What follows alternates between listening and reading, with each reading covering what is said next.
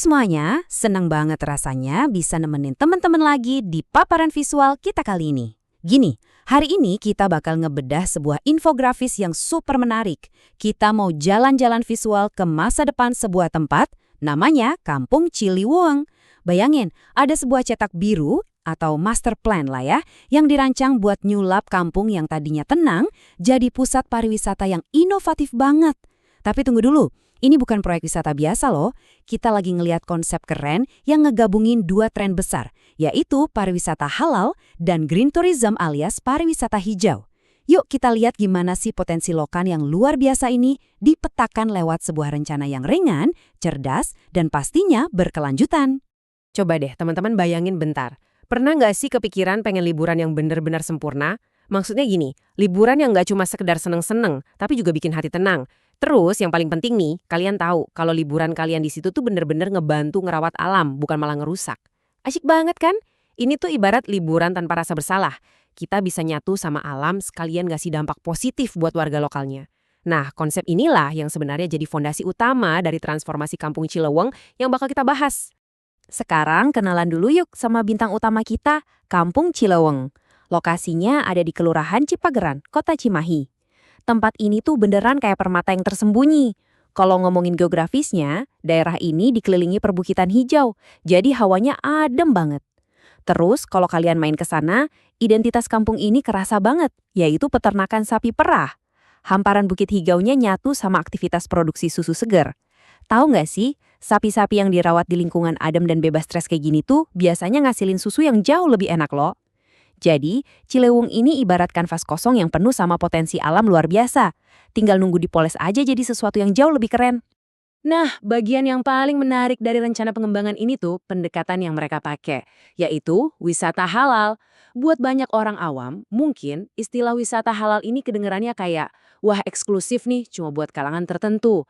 Padahal kalau kita bedah konsepnya, ini inklusif banget loh. Di dokumen perencanaannya dibilang dengan jelas, kalau destinasi wisata halal itu wajib ngasih kemaslahatan umum atau kebaikan yang universal. Dan yang paling nyambung sama tema kita hari ini, wisata halal itu harus banget ngejaga kebersihan, kelestarian alam, sanitasi, dan lingkungan sekitar. Jadi ya, ini bukan cuma urusan makanan aja, tapi soal rasa aman, nyaman, dan harmoni sama alam. Konsep tadi makin kelihatan jelas kalau kita lihat panduan visualnya ini. Ada kategori yang namanya kebutuhan dasar yang mutlak harus ada. Misalnya nih, makanan dan minuman halal, fasilitas ibadah, nggak ada sentimen negatif kayak Islamofobia, dan yang nggak kalah penting, toilet atau sanitasi yang pakai air. Jujur aja deh, liburan sekeren apapun bakal ambiar kalau perut kita bermasalah, terus toiletnya kotor kan? Apalagi dalam tradisi Islam, kebersihan pakai air itu vital banget. Terus di level selanjutnya, baru deh ada fasilitas tambahan kayak paket Ramadan atau ruang rekreasi terpisah. Tapi intinya satu, fondasi utamanya adalah kebersihan dan kenyamanan dasar yang ramah buat semua orang. Kalau kita tarik benang merahnya nih, konsep wisata halal yang peduli lingkungan tadi otomatis jadi pasangan yang super klop buat pariwisata hijau. Di dalam rencana pengembangan Ciliwung ini, pariwisata yang berkelanjutan itu nggak bisa dipisahin dari usaha ngejaga alam dan ngelola sumber daya secara bijak. Jadi semangat memelihara kelestarian alam yang ada di prinsip syariah itu benar-benar jalan bareng sama standar pariwisata ramah lingkungan global. Ibaratnya dua hal ini punya satu tujuan akhir yang sama, yaitu mastiin alam kita tetap lestari buat anak cucu nanti. Terus prakteknya di lapangan kayak gimana sih? Yuk kita lihat inisiatif apa aja yang disiapin buat Ciliwung. Ini bukan cuma teori di atas kertas loh ya. Di infografis pengembangan ini kelihatan rencananya bakal ada pertanian sayur dan hortikultura organik yang sehat. Terus ada juga upaya nyulap masalah jadi peluang. Contohnya, warga didorong buat bikin kerajinan dari limbah kayu atau limbah lainnya. Dan pastinya, karena ini temanya pariwisata ijo, urusan pengelolaan sampah yang benar sama konservasi air bersih itu jadi program prioritas yang wajib dibenahi. Pokoknya semua dirancang biar benar-benar nyatu sama alam. Tapi, ya rencana yang bagus itu harus tetap napak bumi alias sadar realitas. Mari kita timbang secara objektif kondisi di lapangannya. Di satu sisi, potensinya tuh tumpah ruah. Ada peternakan yang bisa jadi wisata edukasi, produk olahan kayak yogurt dan permen susu karamel, terus ada area camping, kebun bunga, sampai kesenian lokal. Mantep kan?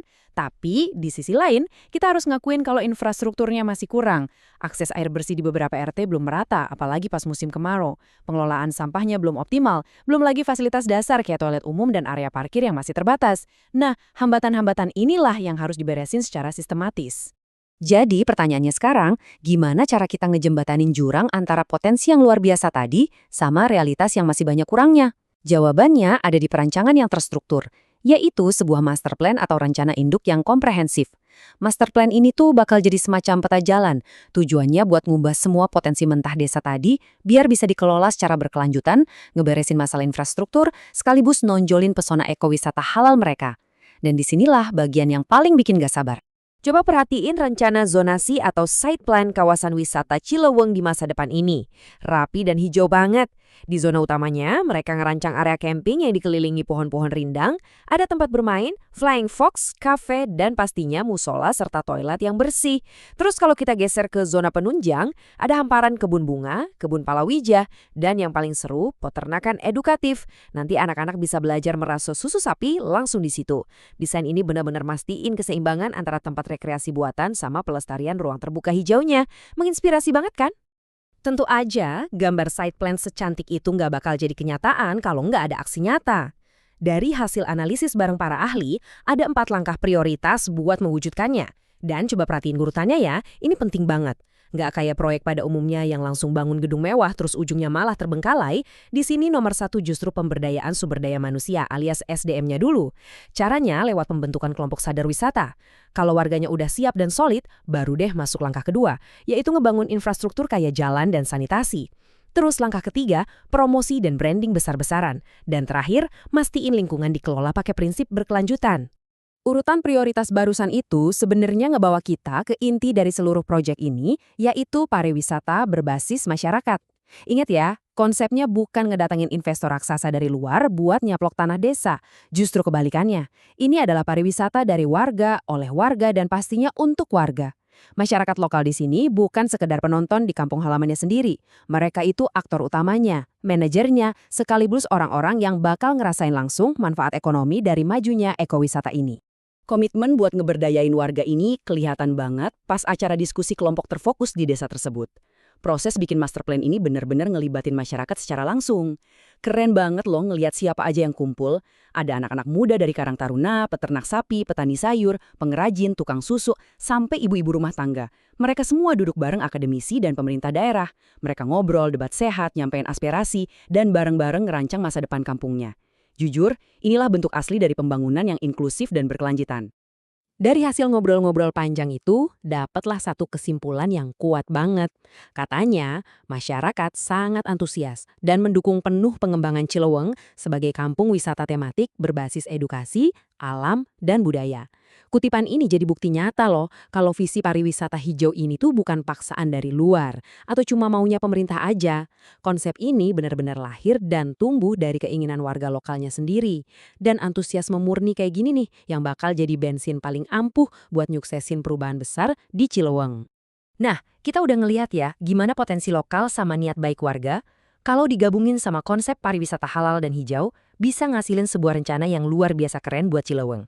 Sekarang, sebelum kita tutup paparan visual kali ini, saya mau ninggalin satu pertanyaan buat teman-teman semua. Gimana sih cara kalian mengenali dan ngedukung potensi pariwisata berkelanjutan yang digerakin sama komunitas di daerah kalian sendiri? Siapa tahu kan, ada pesona alam tersembunyi tepat di sekitar rumah kalian yang nunggu buat diangkat. Tetap semangat eksplorasi, jadilah turis yang bertanggung jawab dengan ngedukung inisiatif hijau lokal, dan sampai jumpa di diskusi kita yang seru lainnya.